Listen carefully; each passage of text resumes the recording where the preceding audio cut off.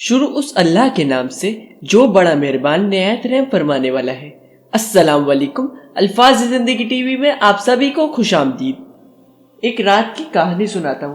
حضور پاک صلی اللہ علیہ وآلہ وسلم کروٹیں بدل رہے ہیں، کبھی ادھر کے کبھی ادھر، کبھی ادھر کے کبھی ادھر، کہ اما عائشہ دیکھتی ہیں کہ حال کیا ہو رہا ہے۔ اما عائشہ دیکھتی ہیں کہ تھوڑا سا آگے بڑھ گئے، چارپائی پہ جو لکڑی لگی ہوئی ہوتی ہے اس پہ اپنا پیٹ رکھ کے نیچے لٹک گئے، پورا نیچے اتر گئے، دھڑ نیچے پیٹ اوپر۔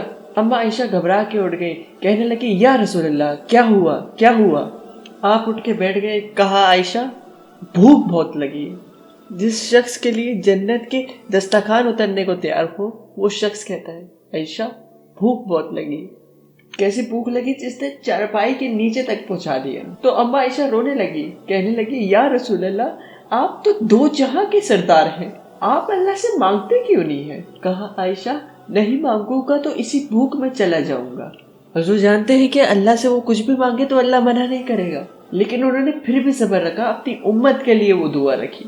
آج کل کی قوم تو 2 منٹ بھوکی نہیں رہتی، ماں 2 منٹ کھانا لیٹ کر دیتی ہے تو اس پہ چلانے لگ جاتی ہے۔ ان سے تو سیکھو، وہ کیسے رہتے تھے؟ سبحان اللہ۔